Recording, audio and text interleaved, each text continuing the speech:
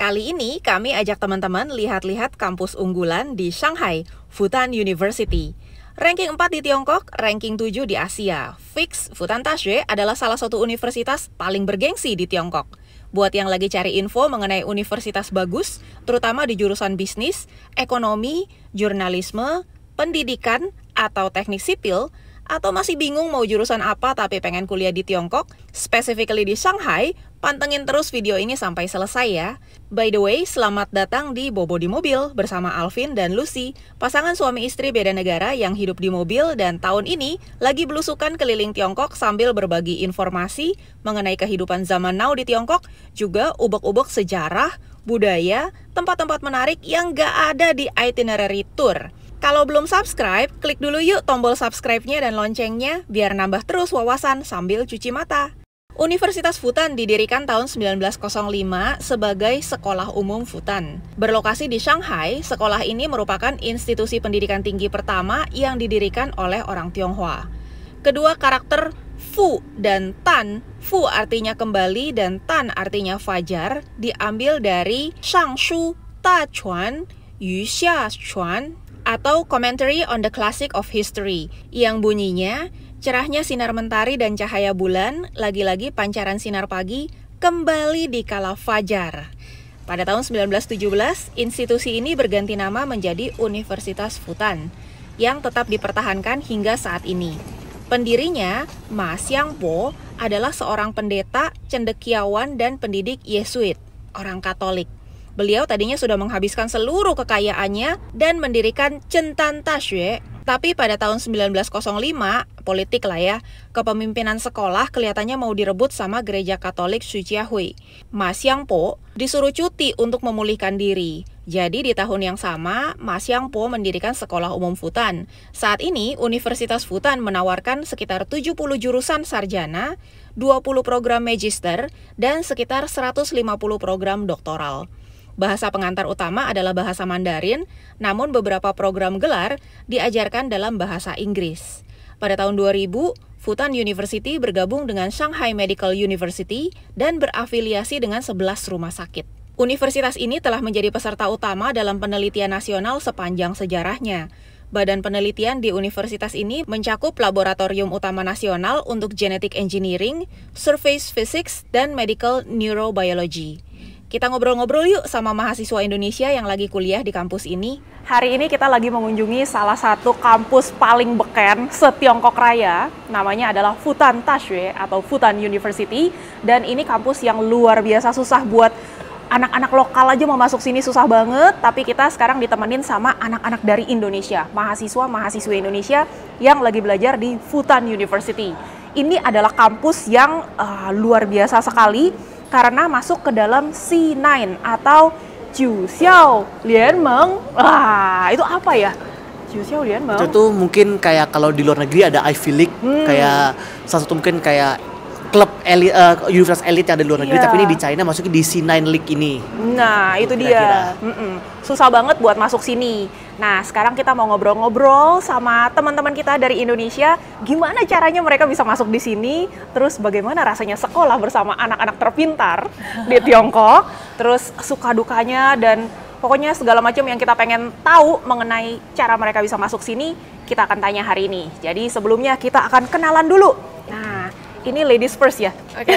Ladies first. Kenalin mungkin namanya, terus di sini ngambil program studi apa. Halo semuanya, perkenalkan nama aku Selin. Aku udah lama sih di Fudan. Aku udah masuk Fudan dari aku S1. Sekarang lagi ambil master degree juga di Fudan, ngambil jurusan advertising. Nah, awalnya itu sebenarnya cara aku masuk ke Fudan itu, aku emang dari dulu emang udah di China. Jadi aku sejak SMA itu udah sekolah di sini. Nah, terus semenjak dari SMA itu aku dibantu untuk masuk ke Fudan University untuk berkuliah di sini gitu. Yeah. Hang on, dari SMA udah di sini. SMA-nya itu pakai bahasa Mandarin atau bahasa Inggris? Pakai Mandarin. Pakai Mandarin? Iya. Jadi program SMA aku itu tahun pertama itu kita belajar bahasa dulu di kelas bahasa. Okay. Terus tahun kedua langsung masuk ke SMA 2. gitu. Jadi kita skip yang SMA 1, Iya. langsung lompat ke SMA 2. Ada kesulitan nggak ngerasain SMA kelas 1 tiba-tiba belajar pelajaran SMA kelas 2? Enggak sih, karena kan di sana gurunya lumayan suportif juga kan. Jadi untuk segala macam kuliah, bukan kuliah ya, berarti pelajaran, segala macam pelajaran yang kita pelajarin tuh gurunya selalu bantu. Jadi kayak kalau misalnya kita ada yang kesusahan, nanti kita bisa langsung tanya gurunya aja gitu.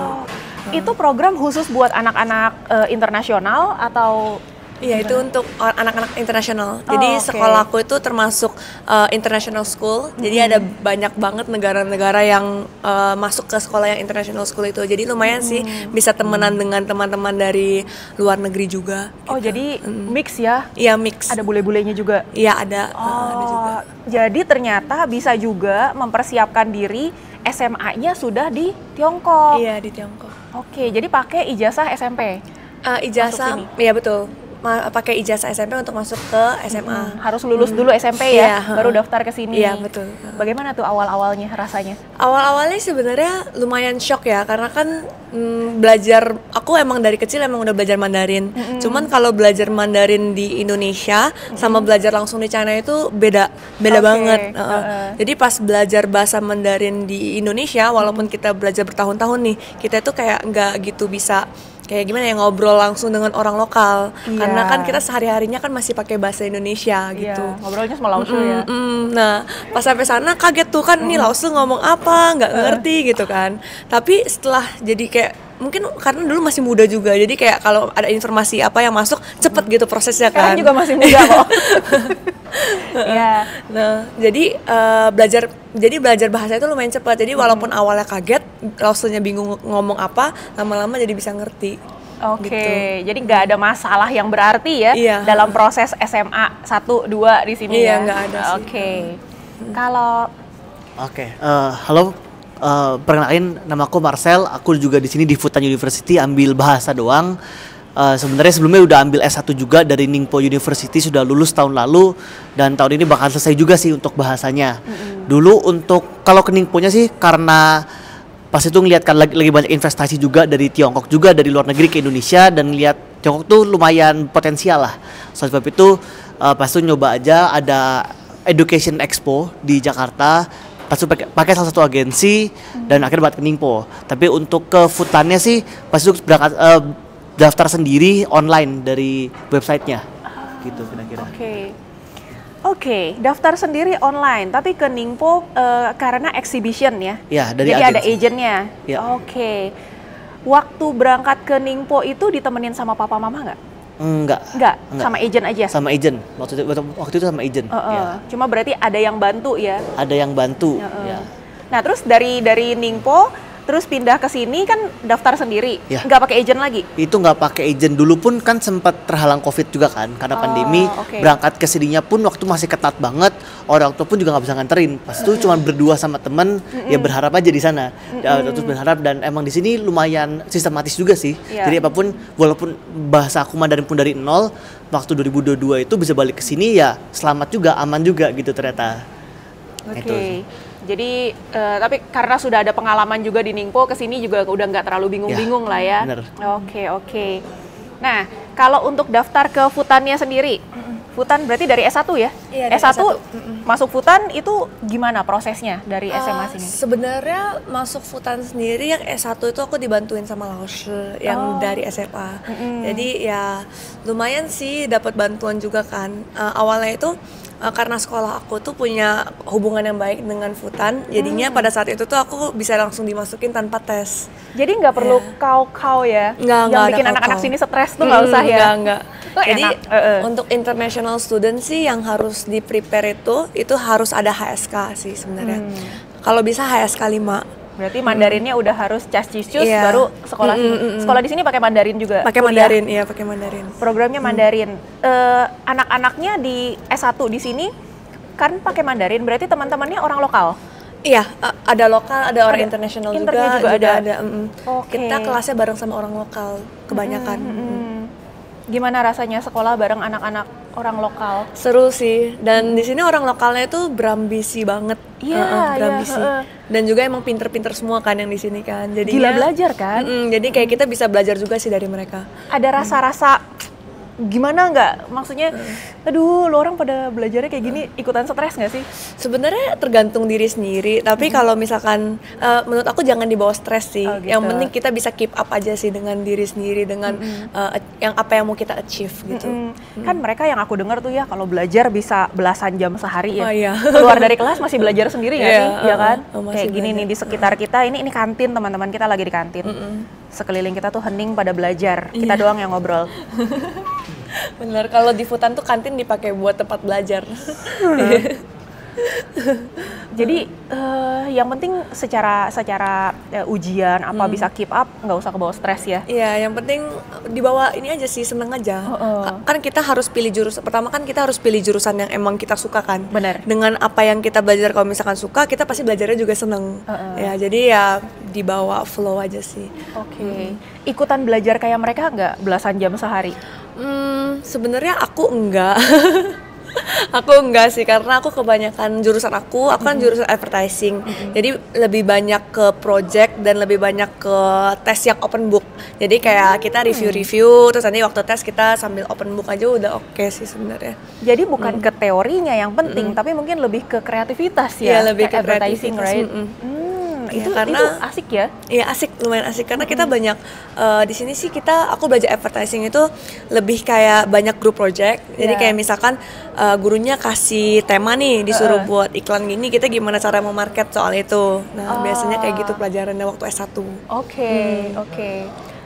Nah, kalau sekarang Marcel. Marcel ini tadi menarik, Marcel cerita udah 4 tahun di Ningpo, udah 4 tahun kuliah sampai lulus, baru pindah ke Shanghai, ke Futan untuk belajar bahasa. Ini agak anti mainstream, karena biasanya anak-anak itu datang ke sini belajar bahasa setahun, baru kuliah. What happened?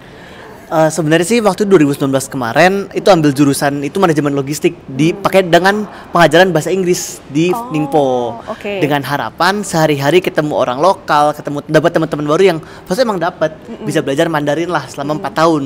Tapi ternyata baru 6 bulan pulang Indonesia untuk liburan, terjebak sampai 2022 karena pandemi.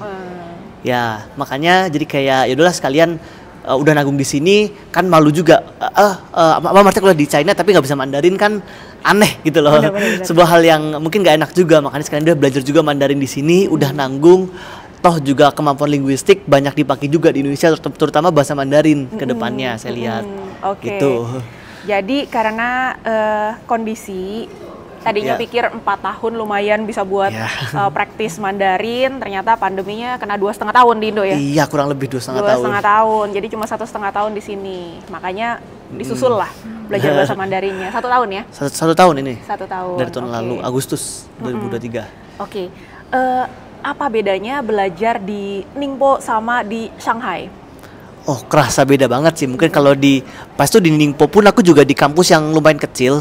Maksudnya di universitasnya besar tapi ada kampus kecilnya itu yang dimana ya banyak akhirnya sama teman-teman lebih banyak main, lebih banyak ya hahihi lah. Di sini tadi bisa dilihat kanan kiri kita, mungkin atau juga di video nanti ya orang-orang di sini belajar, di kantin belajar, belajar yang jadinya ya ke bawah juga sih dan kayak memotivasi juga. Ini yang kayak aku nih ke China mau cari suasana baru ya untuk kayak gini juga. Akhirnya untuk belajar juga akhirnya walaupun nggak sampai se ekstrim mereka tapi jadi ke pacu lah untuk kayak aku harus belajar nih gitu, nggak boleh kalah. Karena ya orang-orang ini mungkin akan jadi saingan juga di masa depan. Kalau mereka udah ngeluarin effort mereka maksimal dan kita effortnya kecil, nggak mungkin kita bisa ngalahin mereka gitu. Salah itunya kan harus bisa keep up juga lah gitu sih. Yang aku lihat kayak gitu. Nah kalau SMA-nya Marcel di Indo? Aku di Indo, iya. Di Indo.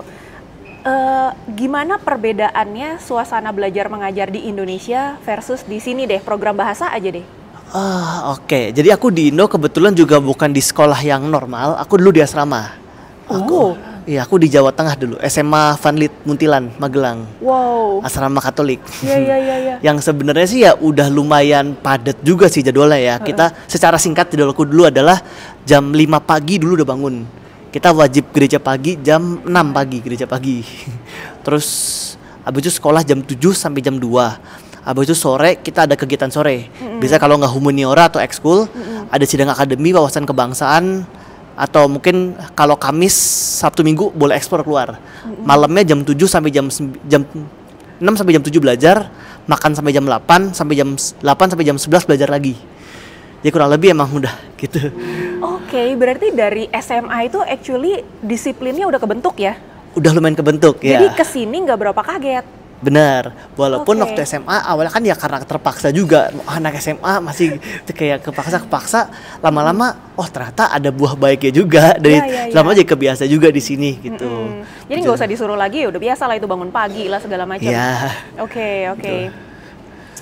Kalau Cuoye gimana? PR di sini soalnya setahu aku sekolah itu banyak banget PR, apalagi belajar bahasa. Benar. Sebenarnya kan karena kita bahasa pun juga dibagi 5, ada yang intensif, extensive reading, listening, reading sama writing. Kita juga banyak dapat PR yang emang unik-unik sih. Kadang kalau yang writing kan kita pasti disuruh untuk kayak, kebetulan pas aku masuk tuh banyak yang sehari-hari kayak kita mau contoh ada barang hilang, bikin announcementnya gimana. Terus speaking juga kalau kita mau bikin, pas kita datang kan harus bikin kartu dulu ke office-nya, kira-kira ngomongnya gimana, dibantuin juga di sana, yang akhirnya sebenarnya bisa berdampak ke kehidupan sehari-hari juga, ngebantuin akhirnya kayak ternyata gini caranya, gitu caranya. Terus juga PR-nya juga ya lumayan variatif akhirnya, yang jadinya nggak cuma monoton speaking harus kita bisa baca textbook, nggak juga, kadang harus diskusi sama teman-teman, kadang harus debat juga, presentasi tentang hobi, tentang kesukaan, akhirnya jadi semangat juga sih untuk belajar gitu. Oke, Karena jadi bukan cuma sekedar kayak menghafalkan kosakata baru gitu kan. iya. Like satu hari, kalau dulu aku sempat belajar bahasa juga, di sekolahnya lain. Ya. Satu hari tuh bisa 50 new words. Terus besok pagi ke sekolah itu tingsie. Oh iya, tingsi. Dikte. Ya. Sama nggak sih di sini? Kita ada gitu, tapi jadi kita belajar 50 tuh per minggu biasanya, tapi per per minggu ada minggu. tingsi, dan itu biasanya dijelasin per penggunaannya gimana. Terus kayak bukan cuma word baru, tapi kayak kata sambung, kata kerja, kata apa juga dijelasin perbedaannya seperti apa, dalam penggunaan dalam kalimat seperti apa. Tingsinya per minggu jadinya. Oke, Gitu sih. jadi nggak yang tiap hari digrojokin Enggak. banyak suruh ingat-ingat gitu. Enggak, lebih Oke. ke penggunaannya seperti apa. That's really good. Ini hal Bagus, baru bagus. karena dulu aku rasain tuh hampir kayak cuci otak soalnya. Capek, jenuh mungkin ya. Tiap hari dapat bruk 50 baru, hafalin, besok tingsi dikasih lagi bruk 50 lagi gitu. Tapi memang itu programnya agak beda. Dulu aku ambil kwai, kelas kwai. Jadi kayak 2,5 level dijadiin 1 semester gitu. Oke. Ini interesting to know. Jadi lebih ke penggunaan ya, lebih useful sebenarnya, lebih masuk juga kan karena berasa kepakainya. Iya benar, lebih jadi ke sehari-harinya lebih berguna sih. Lebih berguna. Benar. Oke, very good. Jadi ternyata di China pun program belajar bahasa bisa beda-beda, nggak semuanya sama ya per uninya. Benar. Beda. Oke, very good. Nah, sekarang aku pengen tanya, kalau orang-orang Indonesia pengen sekolah di luar negeri, itu kan harus hitung-hitung. Hitung-hitungan duit. Benar. Mic-nya udah dipegang Marcel, jadi kita lanjut sama Marcel dulu. Oke. Kalau mau belajar bahasa di Cungkuo, kira-kira perlu nyiapin duit berapa tuh? Kalau untuk tuition fee-nya di Futan ini itu 10.500 per semester. 23 jutaan lah ya. Ya, itu per semester. satu semester. Cuman ya di tempat ya 3 bulan. Satu semester tuh 3 bulan. Agustus, September. Ya. Oh, pendek ya? Ya, lumayan Oke. pendek, ya. Oke. Tapi di tempat-tempat lain bisa ada yang berbeda-beda juga timeline dan juga harganya. Pas tuh Ningpo pun aku sempat ditawarin dengan harga lebih murah sih, dia 6.000, 7.000 juga dapat. Oke. Cuman kan ya mungkin dengan sistem pengajaran yang berbeda dan masuk rasa ini lebih better, jadi lebih ambil di sini gitu. Oke. Untuk tuition fee sih segitu kurang lebih. Iya. Kalau ditanya biaya hidup ya beda-beda juga sih tiap orang kan merasa seperti apa. Mungkin di video juga kan ada video kita makan tuh. Tadi mie gede yang kita makan tuh cuma sekitar 15 yuan. 30 ribuan lah. Iya, kalau kita bisa nahan bosan dan makan itu tiap hari sih ya agak akan boros. Makan siang, Iya. makan malam 30, ya paling 900 yuan sebulan kalau kuat makan itu tiap hari ya. Iya, actually tadi di bawah itu ada mien yang cuma 5 yuan. Ya, Cuma mungkin porsinya lebih kecil ya. Nah. Kan 15 gede banget mangkoknya. mungkin sampai bete sampai bosan 4 tahun ngabisin dan nyobain semua makanan kantin. Kalau emang kuat ya bisa aja. Cuma kan pasti kadang ada bosennya, ada jalan sama temen-temennya. Iya, benar. Explore keluar. Bener. Terus Jadi ya terutama makan 1.000 cukup lah ya. makan 1.000 cukup. Makan 1.000. Yes. Oke, Nah, let's say seboros-borosnya. Iya. Oh, tergantung Iya. tergantung anaknya. Iya. Kalau sering-sering waimai ya Iya. lebih boros. Iya, sama yang bikin mahal sih tadi bener ya Selin bilang adalah Taobao di sini. Iya, Taobao. Kadang orang-orang sambil kelas udah sambil scrolling di mesin keranjang. Oh, iya. Itu yang Beda banget Taobao di sini dengan Tokopedia ataupun kayak Shopee yang di Indo ya. Karena di sini tuh Taobao-nya tuh bener-bener lengkap, barangnya banyak banget variasinya dan kita tuh nggak usah bayar kayak delivery fee-nya gitu. Iya, Jadi ya di sini Taobao sih godaan sangat besar ya. Berbahaya, teman-teman. ya kurang lebih gitu sih kayak Iya. karena udah enak banget aplikasinya itu jadi ya itu yang bikin orang jadi kayak nggak kerasa kan tiba-tiba benar banget. udah kepotong saldo habis atau saldo tiba berapa tiba Iya. pengecek gitu yang itu sih. Cuma in normal condition 1.500 kalau anaknya makan aja gitu nggak suka belanja 1.500 cukup sebulan. Plus sekolahnya setahun berarti habis 21.000 ya untuk Iya. bahasa. 21.000 dia 50 juta lah, 50 juta plus makan 1.500 tuh 3 juta sebulan. Dorm? Kalau aku dulu Ningpo dorm, kalau sekarang nggak. Oke. Dulu di Ningpo murah banget dormnya. Itu 350 per bulan berdua. Iya. 350 Iya, berdua. murah banget. Oh, dan itu di share lagi dibagi dua ya? Enggak, 350 udah per orang. Per orang. Iya. Jadi sekitar 800.000. Iya, Sebulan. itu kamar mandi dalam AC.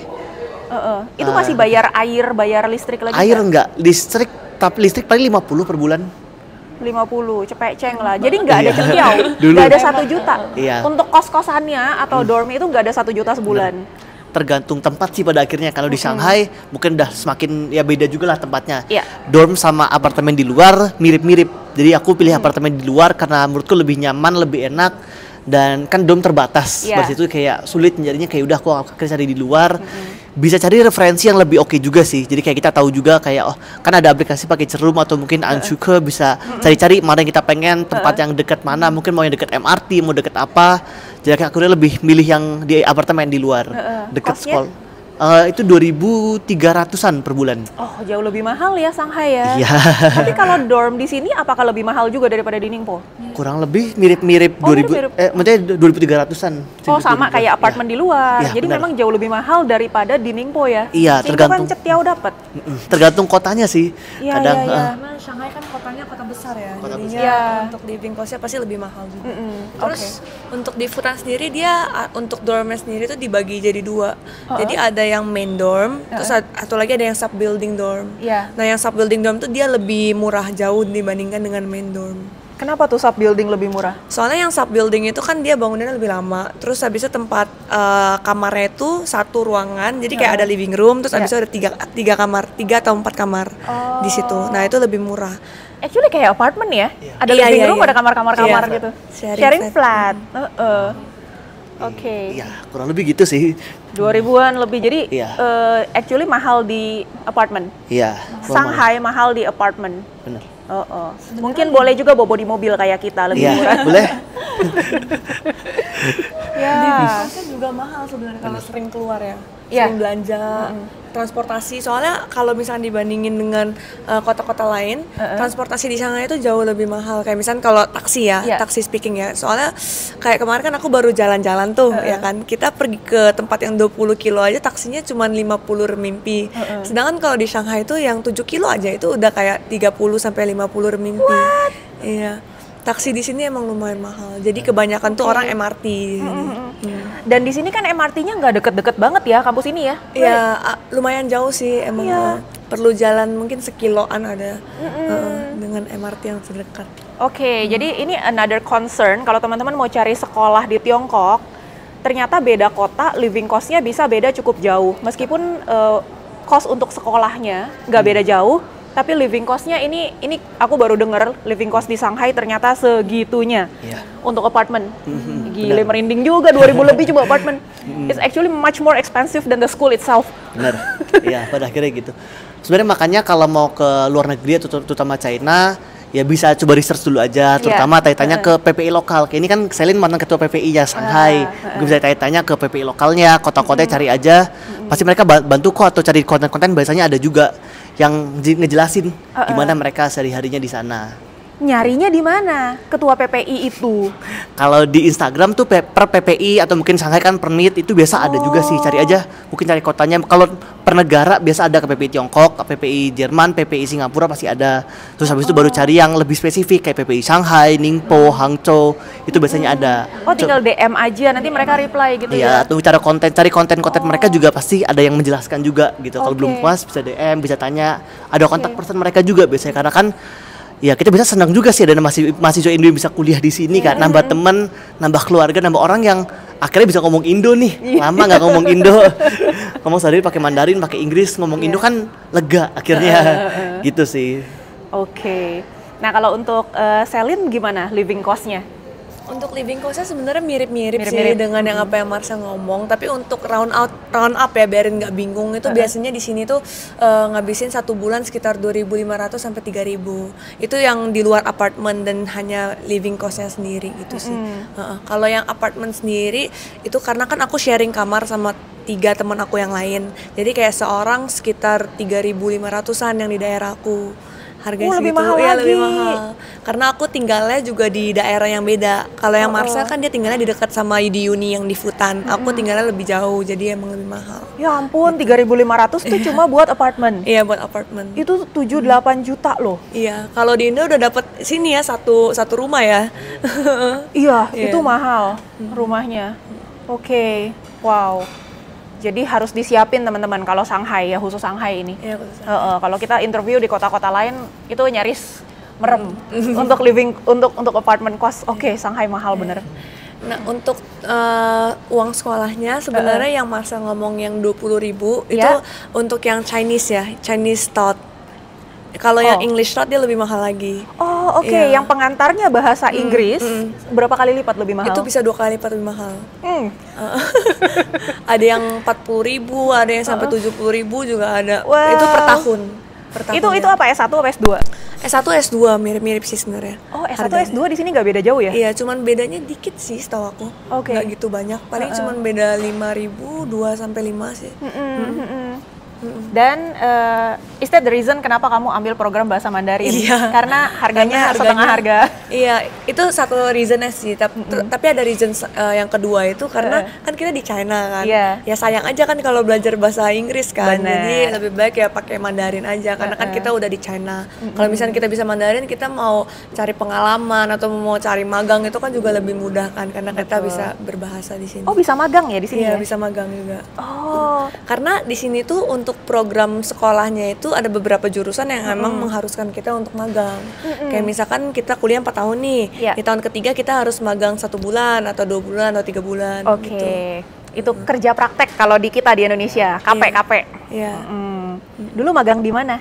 Aku magang di beberapa company sih, pernah di China, pernah company. Kebanyakan aku ngambil yang bagian overseas gitu, karena kan aku orang luar, jadi kan aku manfaatin identitas aku sebagai orang luar kan. Jadi kayak aku bisa berbahasa Indonesia, aku bisa bahasa Inggris, aku bisa bahasa Mandarin. Nah biasanya tuh ada company-company yang emang kerjasama sama company yang di Indonesia, emang butuh orang Indonesia gitu untuk magang di sana, itu juga ada banyak sih. Kok gitu. sampai beberapa company? Emangnya satu aja nggak cukup tak? Sebenarnya itu karena diri aku sendiri sih, karena aku emang mau cari banyak pengalaman. Iya, Oke. Dengar-dengar pernah magang di Pawon juga ya? Oh pernah di Pawon juga. Pernah di Pawon juga sebentar ya, sekitar 2 bulan. 2 bulanan ada ya. Gimana magang di Pawon? Seru sih, seru banget. Bisa icip-icip gitu juga kan. Oh bisa gitu icip-icip ya? makanan. Enak juga tuh kalau kangen masakan Indonesia, magang aja di Pawon ya. Bisa diicip-icip aja itu dapur ya. Oke, apa suka dukanya selama kuliah? Suka dukanya udah lama sih ya Selin. Iya udah lama. Suka dukanya sebenarnya aku di sini udah lama banget. Even waktu aku COVID, aku nggak pulang ke Indo. Wow. Jadi aku stuck di sini kan selama COVID. Sukanya banyak, dukanya juga ada. Ya dukanya paling nggak bisa ketemu keluarga. Terus ya teman-teman kan kebanyakan kan waktu COVID udah pada hilang tuh ya kan. Hilang apa? Kayak misalkan Rest in ada peace. Oh enggak. kayak misalkan teman-teman yang aku kenal dari SMP tuh kan udah kayak kebanyakan lost contact karena kan udah lama nggak kontakan gitu. Terus teman-teman yang kebanyakan juga ya people comes and goes sih. Jadi kayak kenal sekarang, terus habis itu dia pengennya balik ke Indo. Ya. Nah, mereka pulang gitu kan. Jadi kayak lulus S1, temen S1 udah pada pulang semua, juga kemarin kayak gitu. Kasian ditinggal, dia kelamaan sih di sini. Ya itu dukanya. Tapi sukanya juga banyak sih. Sukanya ya kita jadi kayak bisa dapat banyak temen, khususnya temen dari orang yang negaranya beda-beda. Jadi kita kayak bisa dapat banyak insights lah. Bisa kenal budaya-budaya lain juga. Terus saya kayak bisa. Terus dulu waktu jadi ketua PPI itu sibuk nggak sih? Wah, itu lumayan sibuk sih. Ganggu nggak kuliah? Sebenarnya nggak ganggu, karena kan dari sebagai kayak masuk ke organisasi itu kita jadi kayak lebih bisa belajar lebih banyak gitu. Kayak misalkan sebagai PPI, sebagai permit, kalau di Shanghai namanya permit Shanghai, itu kayak kita sering ngadain acara yang emang khusus untuk orang Indonesia yang mahasiswa Indonesia yang di Shanghai. Jadi kayak misalkan kita ngadain acara tentang karir ataupun kayak tentang acara yang seru-seruan, itu ada semua. Dan menurut aku tuh lumayan memperluas koneksi, terus habis itu bisa belajar banyak hal juga ya dari organisasi itu juga sih. Jadi ambil positifnya aja ini sih kalau Selin ya. Kalau Marcel ini mantan ketua PPI Tiongkok ini nih.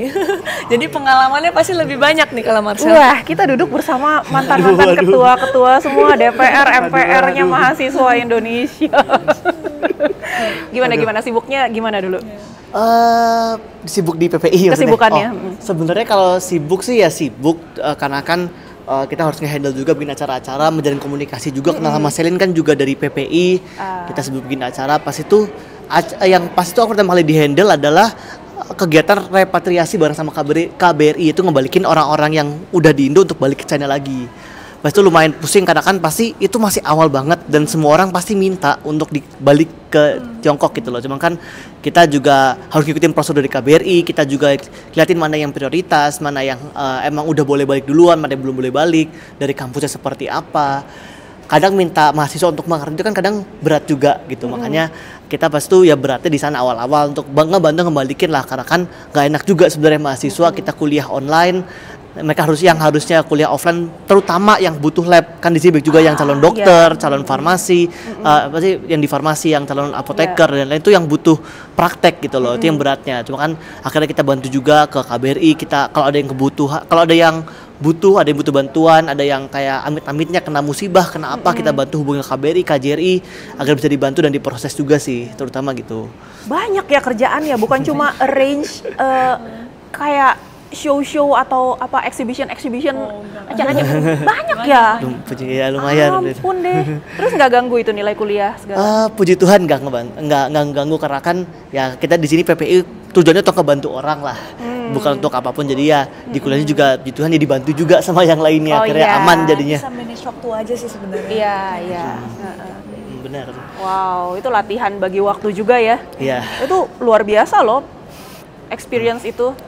Iya, terus suka dukanya apa? Mulai dari mana dulu nih? Boleh sukanya. Oke, dukanya dulu mungkin ya. Kita tutup dengan yang manis nanti disuka. Gitu, okay. Kalau dukanya sebenarnya yang pertama adalah kalau mungkin orang bilang sih jauh dari orang tua, tapi saya udah ngerasain dari SMA jauh dari orang tua juga. Tapi kayak ini ngerasa beda aja sih. Kalau di Indo kita jadi jauh dari orang tua, teman-teman kita masih bisa mengerti kita seperti apa. Di luar negeri tuh kita jadi orang tua, orang-orangnya pun mungkin gak ngerti culture-nya kita, mau ngomong pun kadang kayak language barrier juga susah nih mau nyampein, kayak gue nih lagi gini loh, kadang berat gitu, kadang untuk cari yang bisa mengerti, terus kayak belajar juga culture shock banget, tiba-tiba masuk kuliah, dia diajar sama orang-orang yang latar belakang beda-beda lah, harus belajar, harus ngerti banyak hal, ya mungkin S1 kuliah ke luar negeri juga berat, tapi akhirnya kalau emang bisa bertahan bakal membuahkan hasil yang manis juga sih. Kayak mungkin kuliah nggak cuma dapat ilmunya tapi dapat pendidikan kayak karakternya, kayak mentalnya juga diuji, diasah sama orang-orang di sini yang waktu aku datang kan aku Mandarin 0, beda sama Selin mungkin yang jago kan. Aku ketemu orang, ngobrol sama orang tuh aku coba ngobrol pakai bahasa Inggris, dia nggak ngerespon atau dia ngerespon pakai Mandarin, tetap mencerocos aja gitu loh, kayak aduh. Ngobrol sama supir taksi ya. Bener. Tantangan tuh ngobrol sama supir taksi, ditelepon Waima, ditelepon paket tuh kayak bingung kadang kayak. Aduh. Cuma kan lama-lama ya ngerti lah, emang itu culture mereka gitu loh. Jadi kayak ya sudah nggak masalah juga. Akhirnya jadi bertahan dengan sistem di Cina yang aku suka adalah sangat cepat, satset dan nyaman banget. Mau apapun pakai HP sih terutama di sini kan, mau bayar kantin, mau ke MRT, mau kemana pun, booking ruangan kemana, pakai HP tuh aman banget. Jadi kayak ini satu hal yang aku lihat tuh bagus banget lah, dan harapannya sih mungkin bisa dibawa juga ke Indonesia nantinya gitu kan, sebagai kita yang udah belajar, kita ngerti di luar negeri seperti apa, bisa kita bawa ke Indonesia gitu loh ilmunya. Itu sih mungkin sukanya adalah ngelihat negara yang sangat maju, iya. Gitu sih kira-kira. Enjoyable lagi ya. Enjoyable especially banget. Shanghai ya. Yeah. Which one do you prefer, Shanghai or Ningpo? Shanghai. Shanghai. Iya, of course Shanghai. Iya. Bahaya ini. Of course Shanghai. Nah, cuma ini nih, kita kalau ngomong-ngomong sekarang udah enjoyable banget kayak gini. Are you ready to go back? Oke, kita ngomongin future sekarang. Marcel, setelah lulus nanti udah selesai bahasa kan cuma setahun nih. After that mau S2 atau mau cari kerja di sini apa gimana? Kalau kerja di sini kan mungkin susah visanya, jadi kemungkinan bakal kerja di Indonesia dulu. Kalau S2 pasti ada keinginan, tapi nanti setelah bekerja, aku ngerasa sih kayak ya mungkin di Indo entah mau kerja di NGO atau di korporat, di industri, let's see ya. Bentar lagi sih harusnya udah sambil bikin CV dan koper-koper juga untuk kerja. Untuk S2 harus diniatin karena kan banyak orang yang bilang udah kerja nggak mungkin S2, udah capek nggak mungkin. Itu mungkin Cici ada halaman. Biasanya kalau udah pegang duit suruh sekolah lagi nggak dapet duit sih agak berat. Nah, tapi harus diniatin karena ya aku ngerasa perlu pasti S2 karena kalau udah nyaman di kerja terus perlu nyari zona nyaman baru dan keluar dari zona nyaman dan bikin zona nyaman baru yang lebih besar. Aku ngerasa seperti itu. Makanya kayak setelah kerja pun aku ngerasa maksimal mungkin 3-4 tahun lah kalau bisa udah harus S2 lagi. Setelah aku tahu apa sih yang aku kerjain sama ini, apa yang dibutuhkan abis itu dan apa yang cocok buat aku di masa depannya, aku ambil S2 biar nanti kerjanya pun lebih mantap lagi setelah itu. Wih, sudah punya gitu visi dan misi sendiri. Luar biasa. Oke. Kalau Selin gimana Selin? Ini udah mau lulus nih ya? Iya, aku ini udah tahun terakhir aku di Futan. Iya.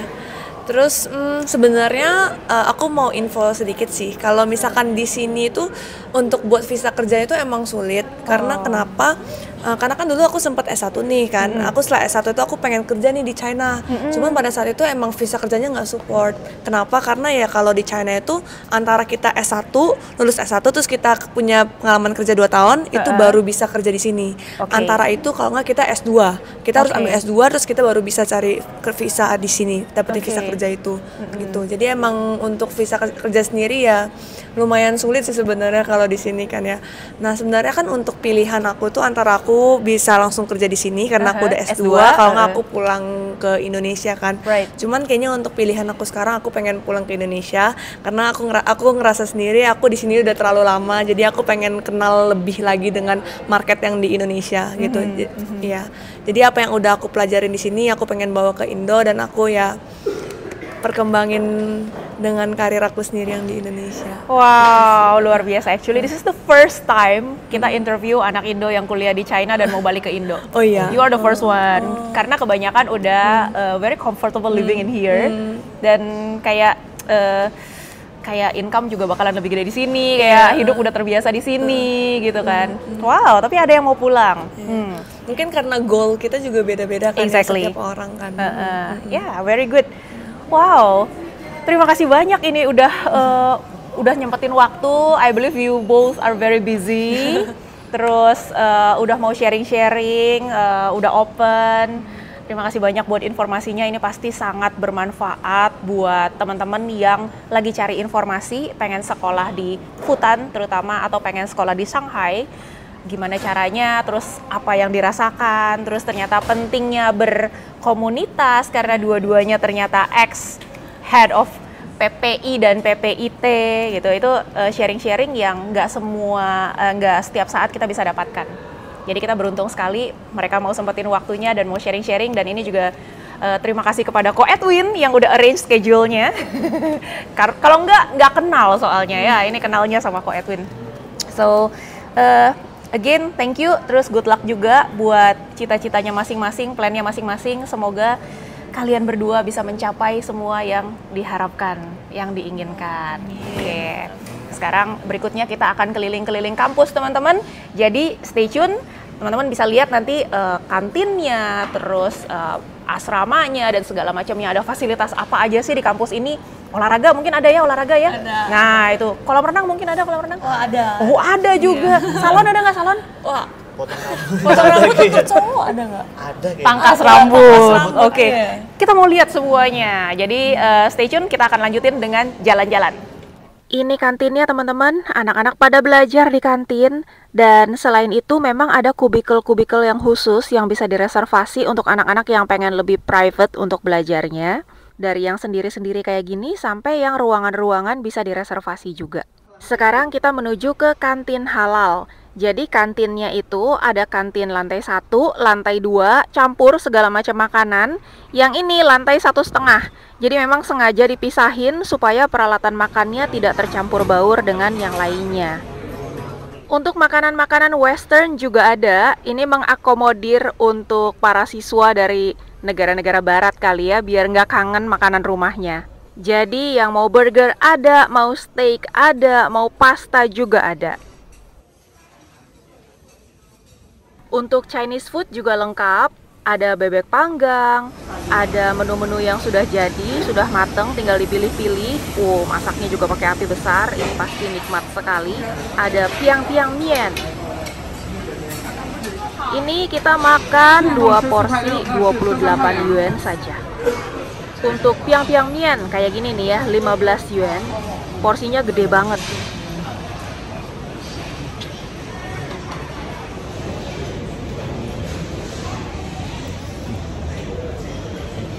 Kelar makan kita ngejus. Jus juga macam-macam banget pilihannya. Jadi tetap bisa hidup sehat lah tinggal di kampus. Yeay. Di dalam kampus juga ada supermarket dan barang-barangnya di dalam pilihannya cukup menarik dengan harga yang ramah di kantong. Coffee shop pun ada, Luckin Coffee, nggak perlu jauh-jauh keluar. Ini ya pilihan kopinya, mantap, cold brew ada, macem-macem pokoknya.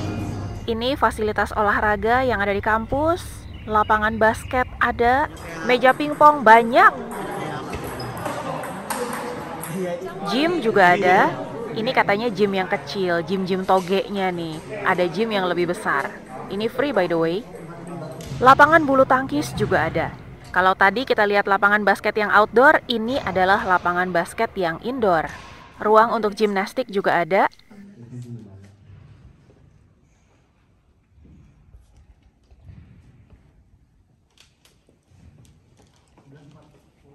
Yang ini kompleks dorm atau asramanya, udah kayak kompleks apartemen ya. Banyak sekali towersnya dan full occupied.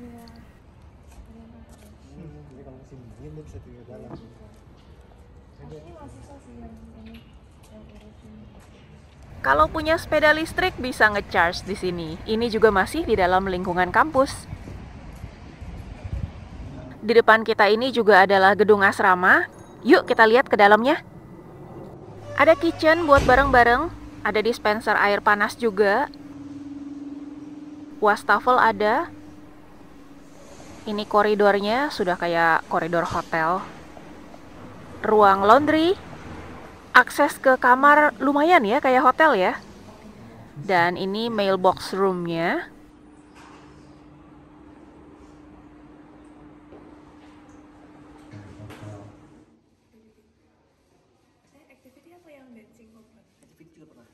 Meditation room, counseling room. Ini lobinya. Untuk ke atas ada lift, jadi nggak mesti naik tangga ya. Bagaimana teman-teman? Sudah ada bayangan ya kalau kuliah di Futan Tashue suasananya bagaimana? Makanannya, asramanya, fasilitas olahraganya. Dan tentunya kalau mau jajan dari luar juga gampang. Anak-anak sini juga pada jajan nih. Tinggal ambil aja di gerbang depan, karena mas-mas Waimainya nggak diizinkan masuk ke lingkungan kampus. Tamu pun harus registrasi dulu baru bisa masuk. Bawa paspor ya kalau mau berkunjung untuk survei-survei dulu. Kalau teman-teman dapat manfaat dari video ini, ingat kasih like, share juga ke circle-nya teman-teman yang lagi perlu info seperti ini. Kalau mau support secara langsung juga boleh. Ada link PayPal dan Buy Me a Coffee di kotak deskripsi. Demikian untuk hari ini. Ingat jaga kesehatan, jaga pikiran tetap positif karena hidup itu indah. Jumpa lagi di episode berikutnya.